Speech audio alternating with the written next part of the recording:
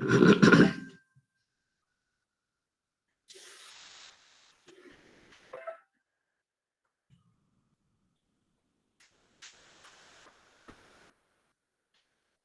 it visible?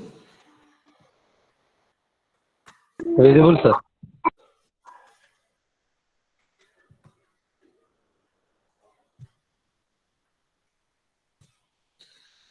Well, in the last class, we were discussing about structured grid.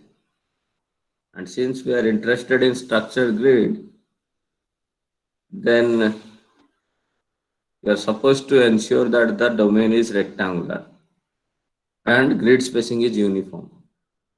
But it's not necessary that all the time your geometry will be rectangular in nature.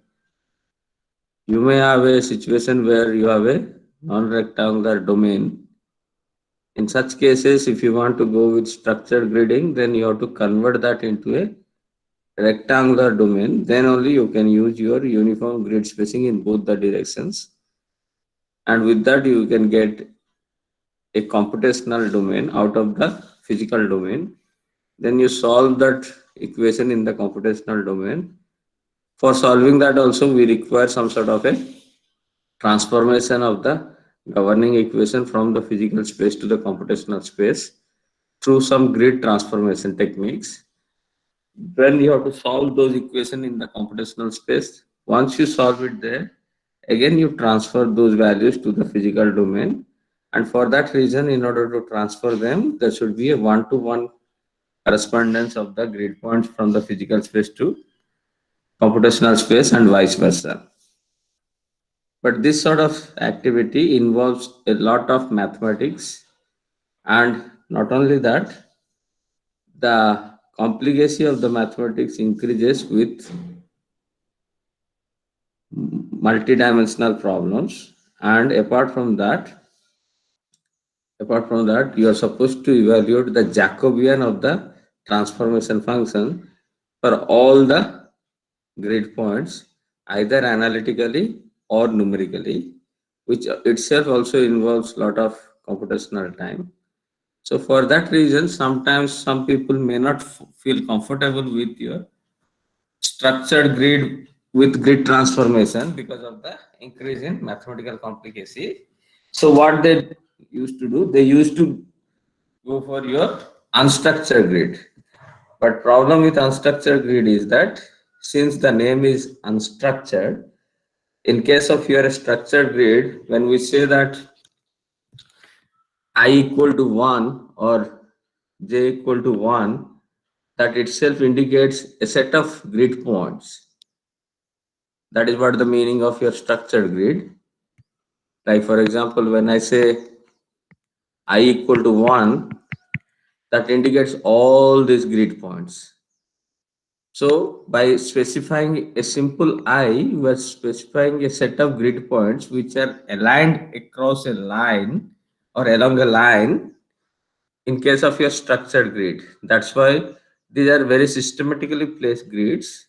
Whereas in case of your unstructured grid, the grid points may be placed in any haphazard manner. So by specifying any one I, it's not possible to specify a set of grid points, which is otherwise possible in case of your structured grid. So that is what the limitation, because of which what we have to do now, we have to keep track of all individual grid points by their coordinates. If it is two-dimensional xy, if it is three-dimensional xyz. But because of this haphazardly placing of the grid points, if you join those grid points here in this case of a structured grid, you are getting a small rectangles. And if you assume that the property variation is uniform, then you can apply this finite difference equation to this particular cells very easily, because your cell surface is either in line with any one of the directions or perpendicular to the any one of the direction. So that's why, because of this, if it is in line with any one direction, then through this surface, it cannot leave any flux which is along that particular direction. It can leave through perpendicular direction only. And interestingly, in both the cases, whether you take this horizontal surface or vertical surface, you will find that the flow which can leave through this surface is always in line with one of the directions. Flow which can leave through this surface is in line with one of the directions. So because of which the flux which is leaving through this surface is nothing but, let us say, the mass flow rate, then velocity in this direction into the cross sectional area. Cross sectional area, if I take the cell is perpendicular to this particular screen by a magnitude of unity, then this delta y into unity will be the cross sectional area. This will give you volume flow rate into density. So in this case, if you integrate it over this particular surface delta y, the mass flow rate is rho u delta y, out of which rho delta y is fixed, which is already known to you. So only variable is u. So whether it is summation over the surface or directly also you can write in case of a FDE if it is a structured grid. But if it is an unstructured grid, let us say you have a cell like this, whereas x direction is in this manner, y direction is in this manner.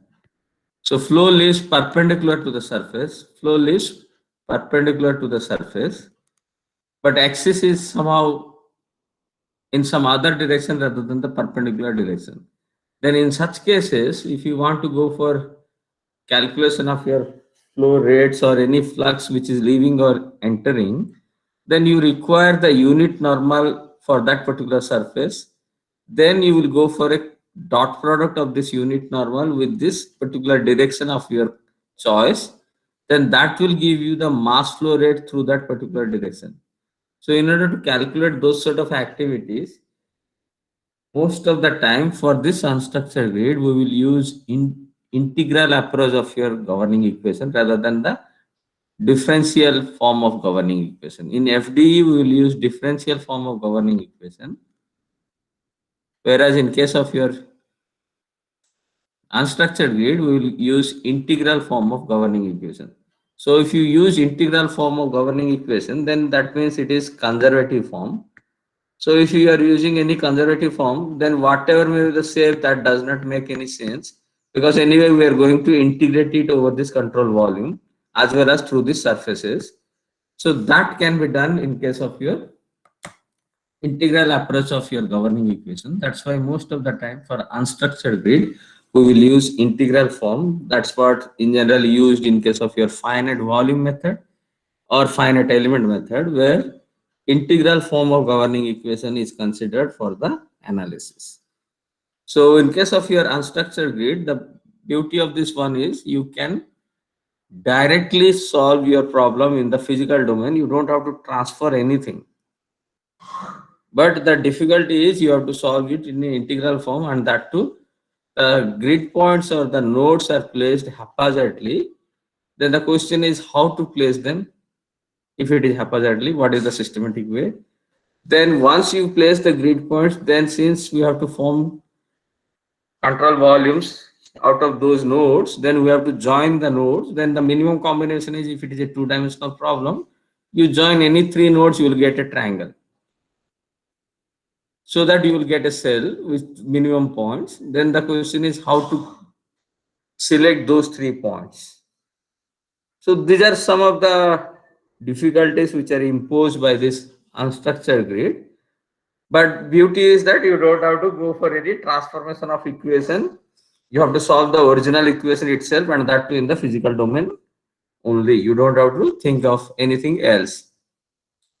So in case of your unstructured gridding, which is a part of your finite volume method, because it uses the concept of your integral approach.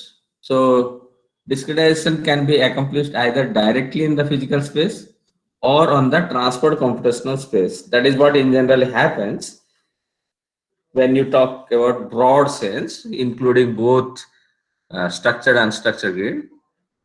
But the choice depends on numerical scheme to be utilized as well as domain of solution.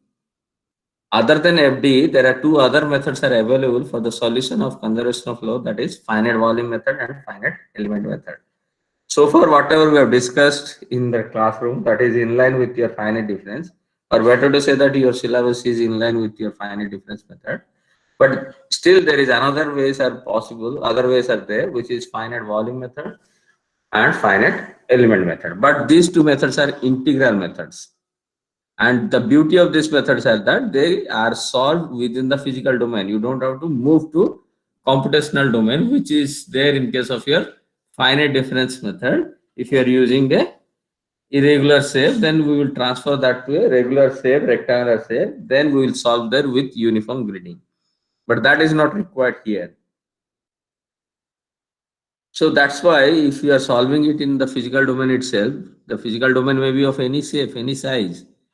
So what we will do here in case of your the other approach, domain is divided into triangles. That is in unstructured grid, the domain will be divided into triangle or quadrilateral in case of your two-dimensional problem.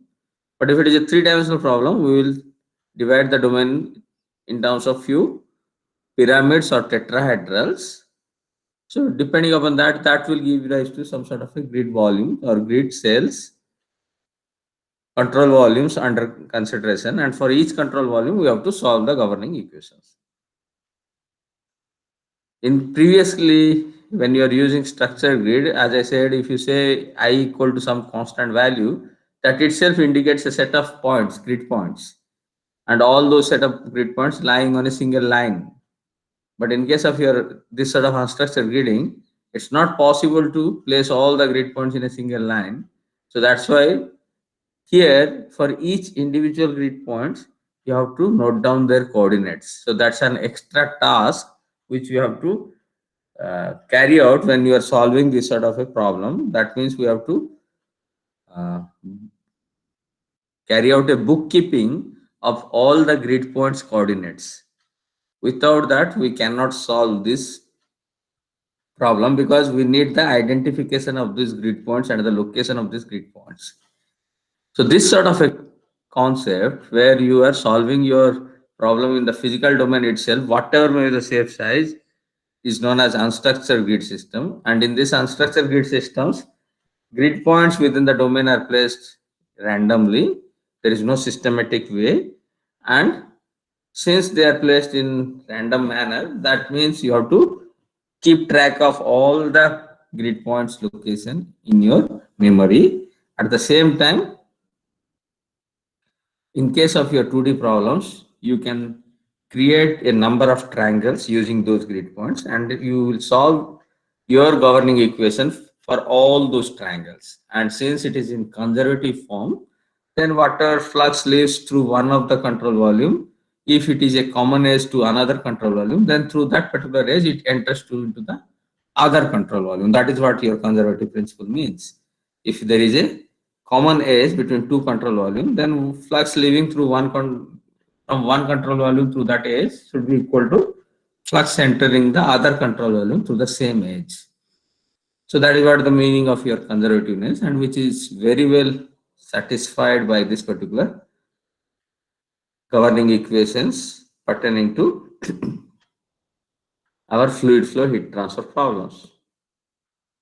So if you are saying that we will carry out our grid generation in the physical domain itself rather than going for computational rectangular domain, then the question is how to create them. So that is what the task required.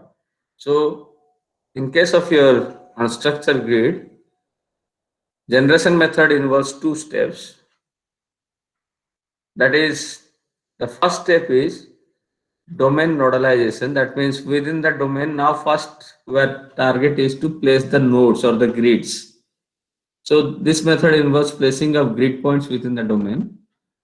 Now since they are haphazardly placed, that means there is no single method which is the efficient method for all the geometries. A method which you adopt may not be suitable for my problem, or a method which I will adopt for my problem may not be suitable for your problem. So that's why when I say domain nodalization, that means placing of your grid points within that domain, and that too since we are saying it is randomly placed, haphazardly placed. So there are different logics people have used over the time depending upon their problem, their requirement, their feasibility. So in literature, you will find bulk of methodology to place the nodes within the domain of your choice. So we can't discuss all those methods. So what we will do, we will try to address you some of the traditional methods, or better to say one traditional method for placing the nodes. Again, I am not saying that that is the only method. You may find a varieties of method available in literature.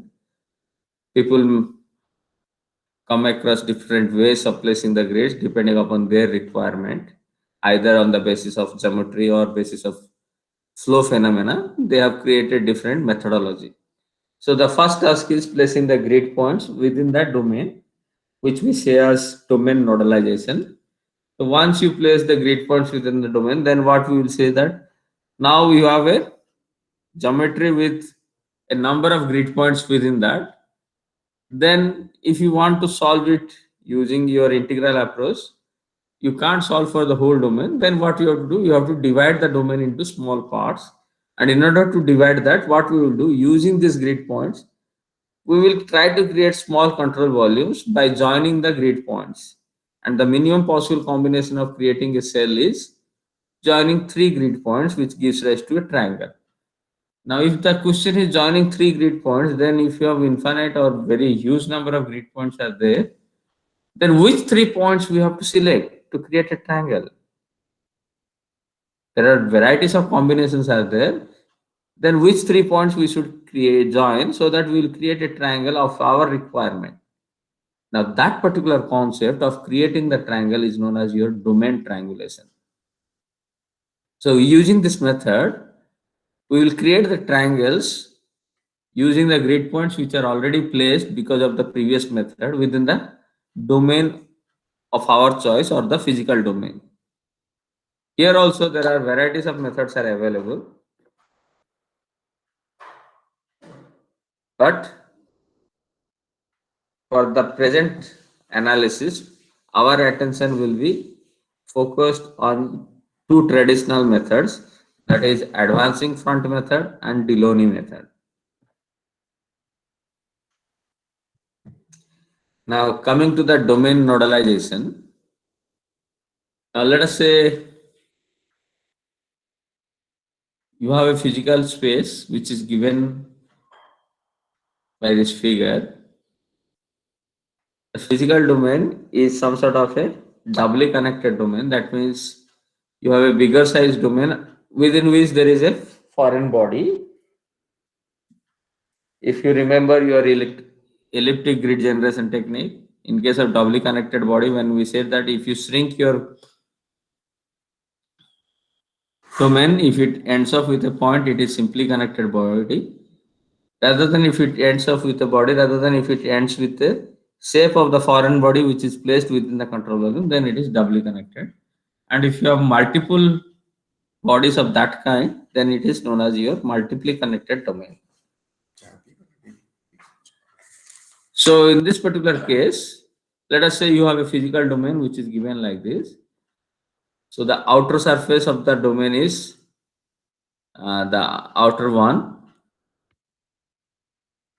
This is the outer body, and you have an inner body. That means this is what your physical domain, which is in between this outer body to that of your inner body. Now your task is to go for the nodalization, means create the nodes within the domain. So that is what the first task. Now you, while doing so, again, as I said, there is no hard and fast rule, there is no guidelines. Only thing is that you have to ensure that the grid points which will be generated, and subsequently when you are using those grid points to create the triangles, they should be of better use by your integral form of governing equation, so that the error which comes out of those calculations will be on the lower side. And in this case of nodalization, the task is to place the nodes on both on the boundary as well as inside the interior domain. So when we say it is nodalization, so our task is to place the nodes over the boundaries as well as within the domain also. Another thing is that how to place them. In generally, when we are creating these particular nodes on the domain, it's not created manually, it's created by the computer itself. So what we have to do, we have to write down some algorithm. So that's why what we do here, we will try to establish a procedural method which can be implemented using a computer for all the domains or for any shape of the domain in subsequent time. That is what most of the time the target is. So that's why here also we will try to uh, represent this method of nodalization in a systematic manner so that it can be implemented for any other geometries also. So for that reason, here we have considered a irregular domain, and that too it is having a foreign body inside the domain which is comes under doubly connected body. So what we will do, first we will place the grid points on the boundary. So when you are placing the grid points on the boundary, like for example, the domain may not be as exactly as that of your figure, whatever it says. Let us say you have a domain like this. So whenever you are going for a curvature, just try to ensure that your one of the points will be here. Otherwise, what happens if one point is here and another point is here? If you join this, then you will get a edge of the boundary here, but because of which you are losing this much area from the calculation. So that sort of scenario has to be avoided. So that's why when we are placing a grid point on the boundary, that is what the important task. You just ensure that the grid points are so placed that the amount of error which occurred because of the joining of the boundary grid point subsequently, there will be some addition of extra area or volume into the domain, or there may be a deletion of some volume from the domain, but that should be on a lower side. Theoretically speaking, it should be zero. So that's why when we place these grid points on the boundary, it's not necessary that all the time the grid points will be placed uniformly. Depending upon the requirement or the position of that particular grid point on the domain, you may have different lengths for the different edges on the boundary nodes. So that edges or that nodes are placed in a systematic manner such that the increment or decrement of the volume of the original physical space should be on a lower side. Like for example, if you take one point here, another point here, if you join them, okay, this becomes your boundary edge. But by doing so, what you are doing, you are incorporating this much of extra amount of volume into your calculation, which is not at all part of your geometry. So this sort of things will come into picture. This sort of scenario where you are taking some extra thing is known as your concave nature of the surface. That's where you are getting lot of difficulty in case of your uh, grid generation or triangulation. That's why most of the schemes used to fail when there is a concave surface on the boundary. If it is a convex, there is no problem. It can tackle by putting some more grids. But if there is a concave surface, then there is a chances that you may consider some extra volume into the domain. So that's why when we are putting the nodes, we have to be little bit careful enough so that we will avoid the addition or deletion of the volume from the control volume or the physical domain of our consideration. If also you have to do so, the addition or subtraction of the volume from the physical domain is on a lower side. Is on a lower side. So then once you place the grid points, then we will number them, because in all our further analysis, the identification of nodes are very much important because it is unstructured grid. So all the nodes has to be identified. because of which we will number them. So the numbering will be carried out in a particular fashion. Like for example, for the outer boundary, the numbering will be counterclockwise direction. The numbering will be counterclockwise direction, like 1, 2, 3, 4 up to 14. So we will begin our numbering from the outer surface, and that too in a counterclockwise fashion. Once the numbering of the outer grid points are over, then we will carry out the numbering of the interior boundary, but that in a clockwise fashion. That in a clockwise fashion, and that too the numbers will start immediately after the numbering of the outer boundaries numbering. That is, it ends at 14 here, so we'll start from 15. So it goes up to 20. So for the outer boundary, it will be counterclockwise, whereas for the inner boundary, it will be clockwise. Once you number all the grid points, now the next task is on those boundaries, on those boundaries, you join all successive grid points of the outer boundary separately as well as inner boundary separately. You join all successive grid points of the outer boundary as well as inner boundary separately to create an edge. When you join two grid points, two successive grid points, that will create an edge on the boundary. So likewise, you create the edges on the boundary. Here the edges are 1 to 2, 2 to 3, like 14 to 1 as the boundary edges, 15 to 16, 16 to 17, up to 20 to 15. These are the interior edges, interior boundary edges. This is outer boundary edges, this is interior boundary edges.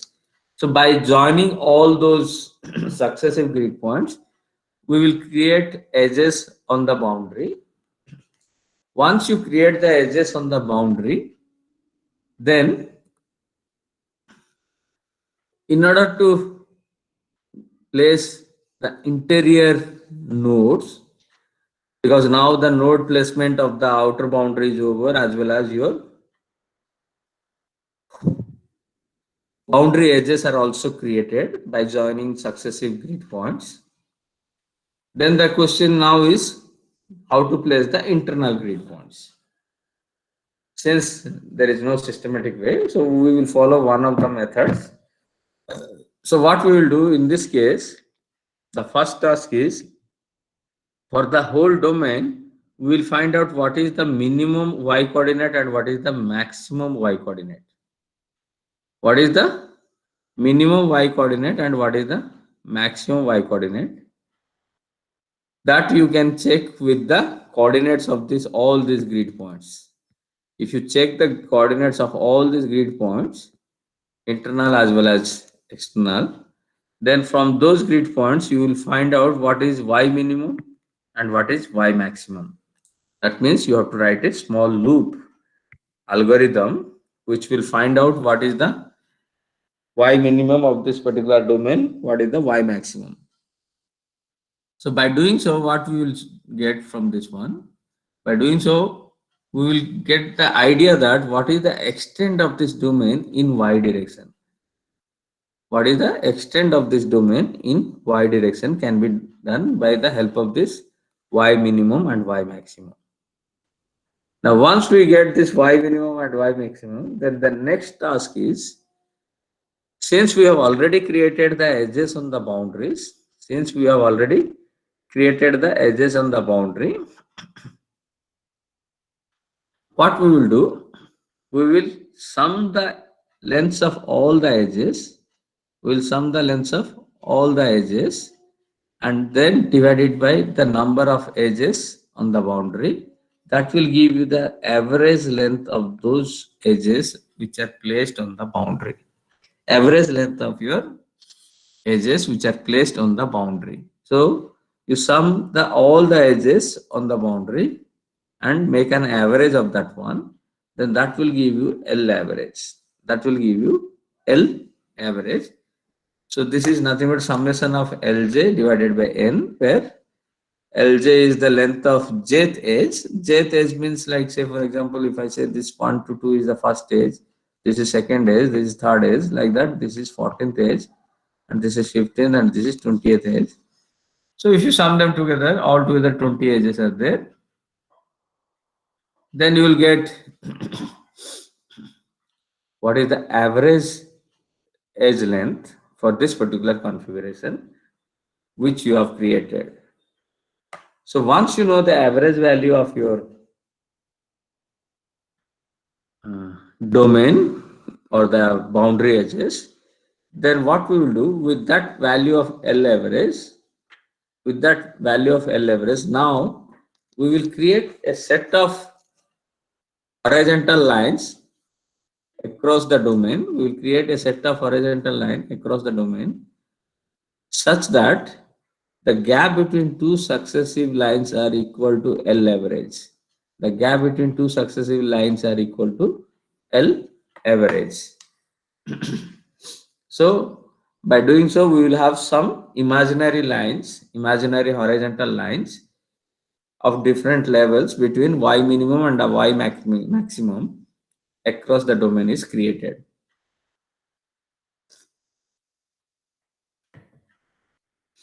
Okay. So what we will do, the next task is we will place few horizontal lines with a gap of L average, and the extent of these lines are within y minimum to y maximum. So once you place all those grid lines, imaginary lines, this will give rise to some NL number of grid lines.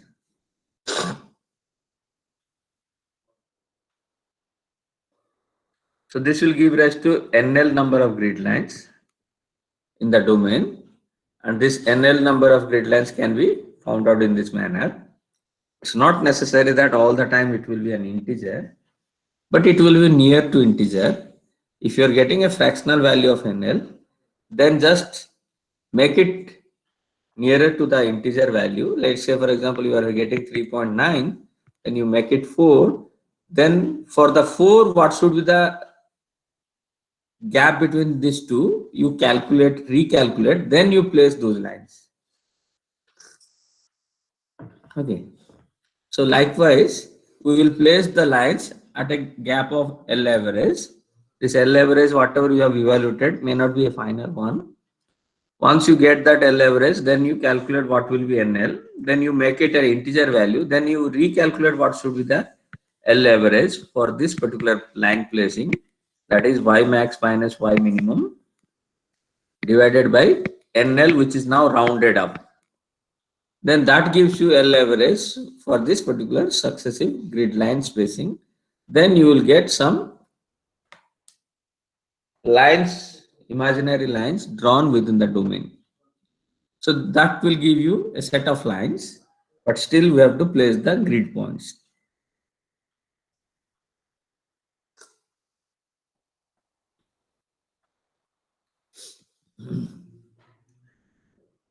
So now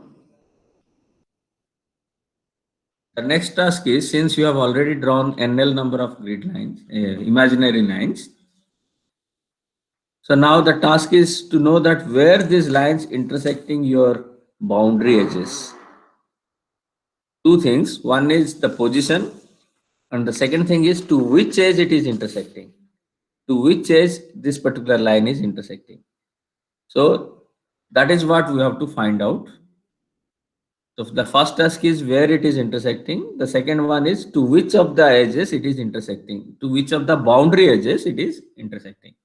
And that too, how many times it is intersecting at the boundary. Whether it is 1 time or 2 times, 3 times, 4 times. Like for example, in this case, this is intersecting at 4 times to the boundary edges. 2 for the outer boundary, 2 for the inner boundary. Whereas this particular line has 3 intersections. This one, and this one. So that is what the task is now, to get the position of intersection and the edges of intersection and how many edges it is intersecting. Now the question is, theoretically speaking, looking at the figure, you can say that, okay, which line is intersecting which particular edge.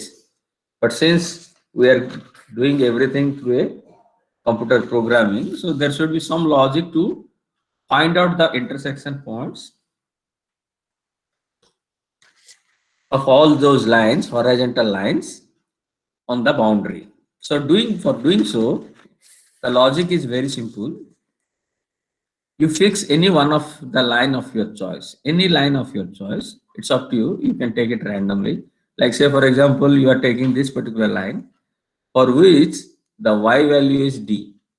Because once you are taking the line means y value is known. X value you may not know because that is extending from this end to that end. But y value is fixed for that horizontal line.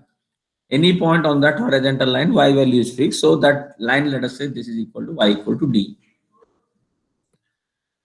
Then, in order to find out the point of intersection, what we will do, we will check that particular line with all the edges on the boundary. All the edges on the boundary, that whether it is intersecting that particular edge or not.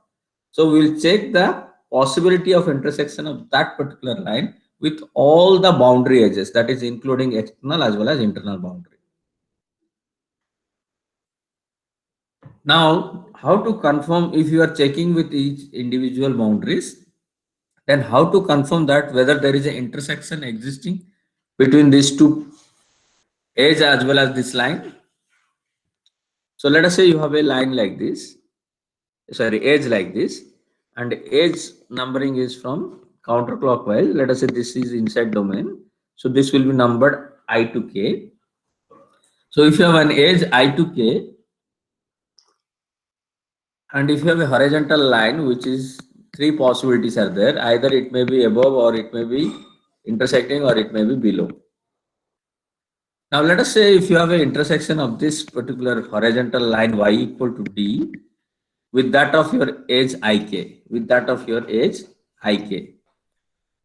Then in that case, if there is an intersection, then out of these 2 points ik, one of the points should have a value of y coordinate which is greater than y equal to d, and another should have a y coordinate which is less than y equal to d. If there is an intersection of this horizontal line with the edge ik, then definitely one of the ends of the edges should have a y coordinate greater than y equal to d, and another edge should have the y coordinate which is less than d. If so, then it has to satisfy this criteria, where yi is the y coordinate of the I edge, yk is the y coordinate of the k edge, a k end. So if there is an intersection, then definitely it will satisfy this criteria. Definitely this will satisfy this criteria. There is another possibility also there, that this particular edge, rather than intersecting in between ik, it may touch this edge also, or it may touch to this edge also. In that case, you will have a satisfaction of this particular criteria. Yi minus d, yk minus d. That means if it passes through this one, then yi becomes d, then yi minus d will be 0. If it passes through this point, then yk minus d will be 0. That means in both the cases, you have this equal to 0. That also means an intersection. So if this satisfies this criteria, then also there is an intersection. Or if satisfies this criteria, then also there is an intersection. But when you have a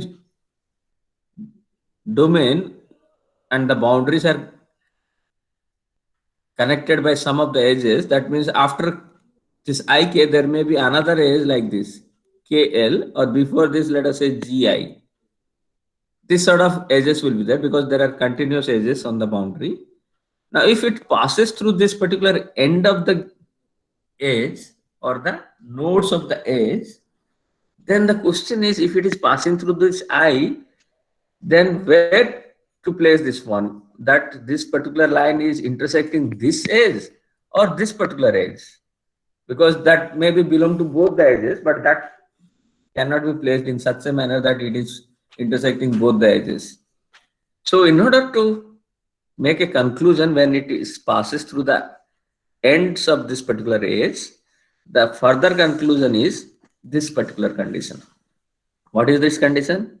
That if this is the case, that is either it passing through this one or this is passing through this one, then D should be greater than yi or D should be greater than yk. So when it is passing through this one, let us say here, this means yi equal to D, then this becomes yk, which is less than D, which is less than D. So one of the cases when it passes through this one, you are getting a condition like this, yi equal to D and yk is less than D. When it passes through this one, yk equal to D and yi is greater than D, or D is less than yi. D is less than yi, and here D is less than, sorry, greater than yk.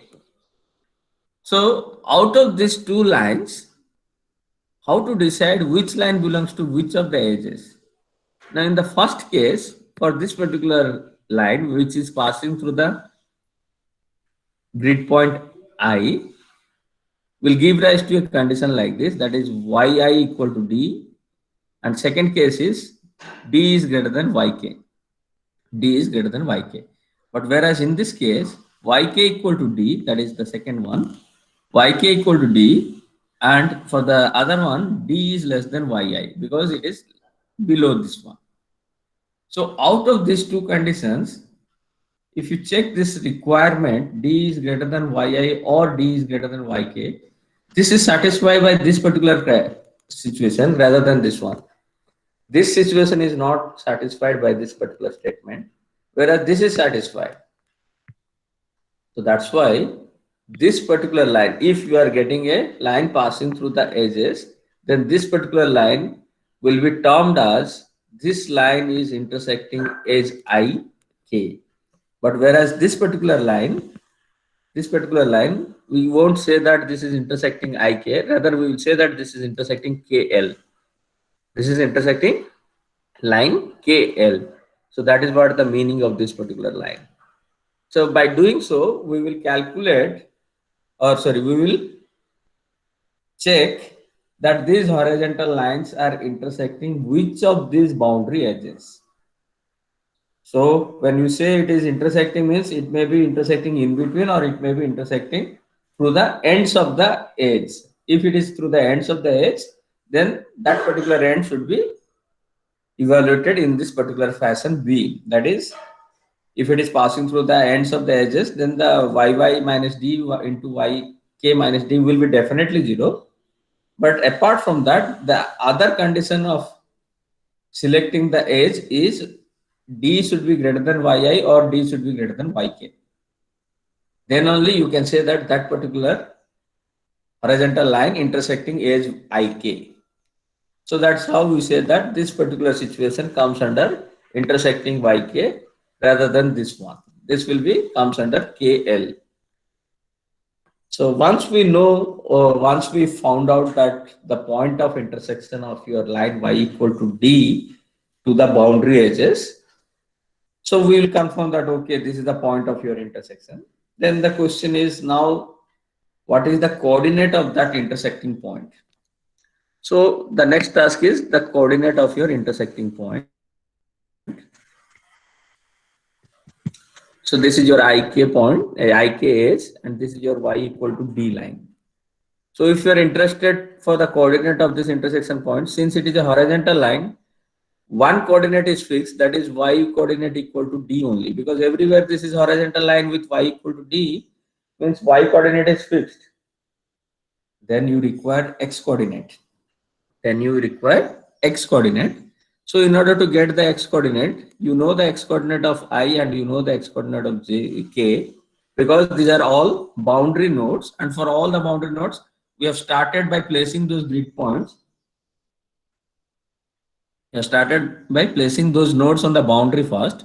So the coordinate of I is known and coordinate of k is also known. So if coordinate of I and k both are known, then you can find out the coordinate of this particular intersection point for which y coordinate is known. How to get that one? So you can say that for this particular line, slope is same. Slope is same. That is a constant. Then the slope is nothing but yi minus yk divided by xi minus xk.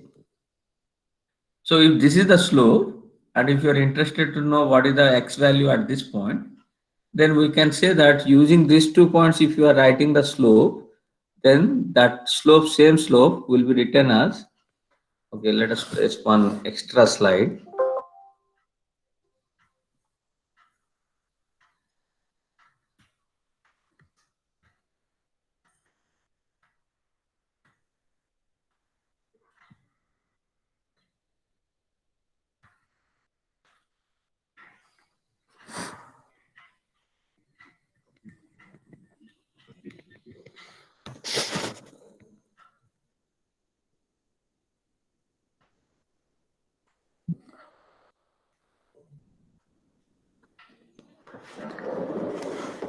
So if you are interested to know what is the x coordinate of this particular location, then the slope of the line is yi minus yk divided by xi minus xk.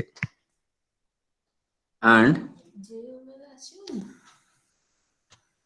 in this case, if you want to know the y value using the same slope, then we can say that y equal to, you can write with any respect to any one of the points, let us say yi plus slope of the line, which is yi minus yk divided by xi minus xk into x of intersection point minus x of I. So this is how we will get the equation for the point of intersection. Now if you solve it,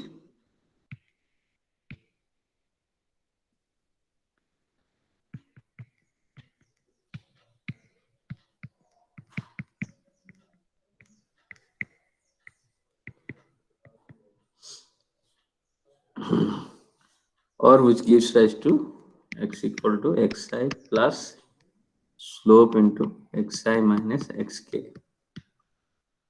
This is y minus pi I divided by yi minus yk. So this y is known equal to d. So using this equation, you can calculate what is the coordinate of this intersection point. Y coordinate is already known, y equal to d. So now using this equation, now you can get what is the x coordinate value. So that is what written here. That is what written here.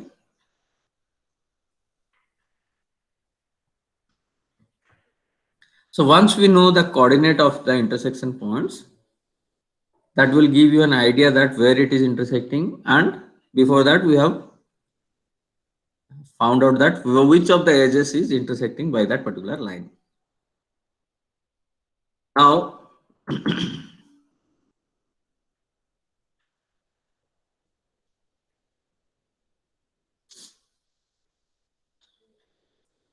once we got those points or those lines which are placed systematically throughout the domain, then we have observed that the point of intersection of all those lines, horizontal lines, that is to which of the edges it is intersecting, then it's not necessary that all the time you have the intersection of the kind whatever we have discussed. There may be a situation where you have a intersection of different kind, or in other way we can say that you may have some horizontal lines could be encounter where an edge does not satisfy either one of the condition of A or B. So if that does not contain any one of the condition of A and B, but still there is intersection, that means the edge is located along the horizontal line, like this particular case. So in this case, what happens? This particular line is touching this 8, 7. So because of which the two conditions, whatever we have mentioned, so when it is matching through this line means what? Y equal to D, X8 is equal to D, as well as, sorry, Y8 is also D and Y7 is also D. That is what is the meaning of the horizontal line passing through the edge 8, 7. That means edge 8, 7, 7, 8 is also horizontal. That means in that case, line is given by Y equal to D, point 8 is given Y8 equal to D, point 7 is given Y7 equal to D.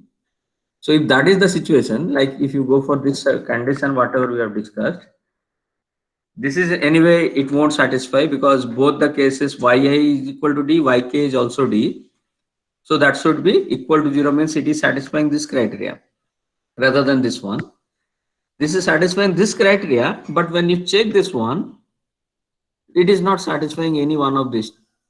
In both the cases, d equal to yi, d equal to yk. So d greater than yi, d greater than yk, any one of the cases is not coming out of that particular situation. That is not coming out of this particular situation when you are dealing with this 8, 7. In the same category, one may include a horizontal line where the number of intersection points are odd. Like for example, this line y equal to L. You have an intersection here, you have an intersection here, you have an intersection here.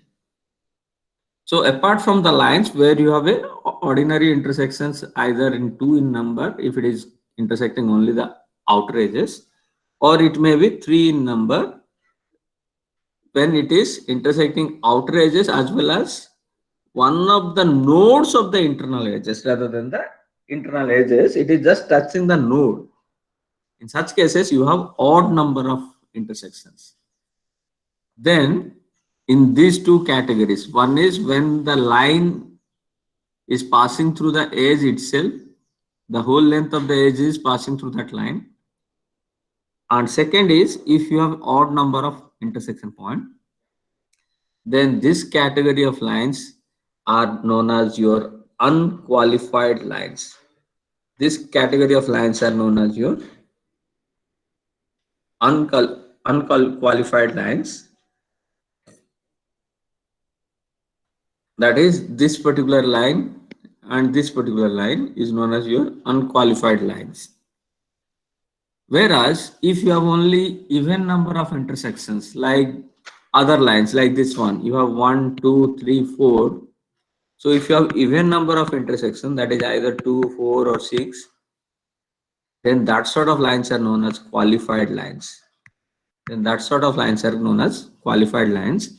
Whereas these lines where you have a edge passing through that particular line, or you have a line which is having odd number of intersection points, are known as unqualified lines. Theoretically speaking, these unqualified lines should be discarded.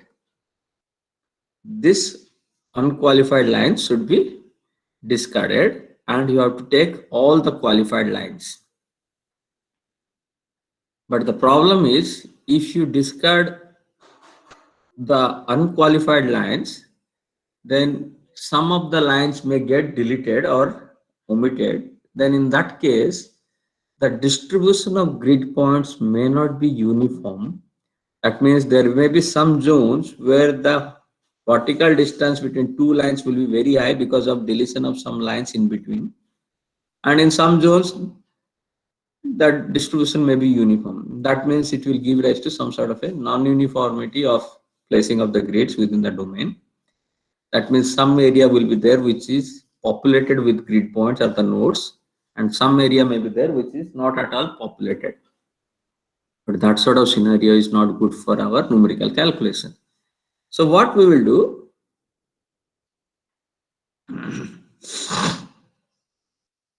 in such cases, rather than disqualified lines becomes removed from the calculation, what we will do, we will go for some sort of a simple manipulating the line position. Like for example, this y equal to m is now coming under disqualified line because of this line passing through the edge 87 itself.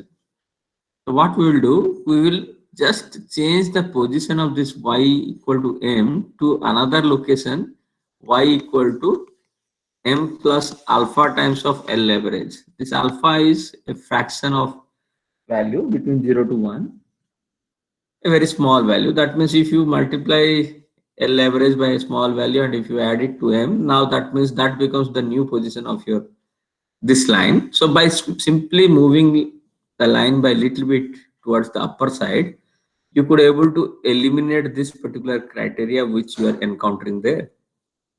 Now this particular criteria is now no more existing by moving the line y equal to m to this location. So that will overcome the condition of unqualified line. But still you have a line which is rather than placed at a distance of L average to the bottom edge, bottom line, it is now placed at a distance of L average plus alpha times of L average, or in better to say 1 plus alpha times of L average, where this alpha is very very small. That means this 1 plus alpha times of L average is still nearer to that of L average. But by doing so, what we could able to do that, we could able to make a disqualified line or unqualified line to a qualified line, so that we have the same number retains throughout the domain. So that is what we will carry out. Now once that is over, so once the intersection point of all the qualified lines have been determined, so now we have a number of imaginary horizontal lines which are placed within the domain, and once you have all the lines, then you have to note down the points of intersection of those lines with the boundary edges, and the noting down of those points will be in a systematic manner, that is with increasing value of their x coordinate. That means, for example, if you take this particular line y equal to h, this is intersecting the edges at boundary edges at this 4 location. Hello, sir. Yeah.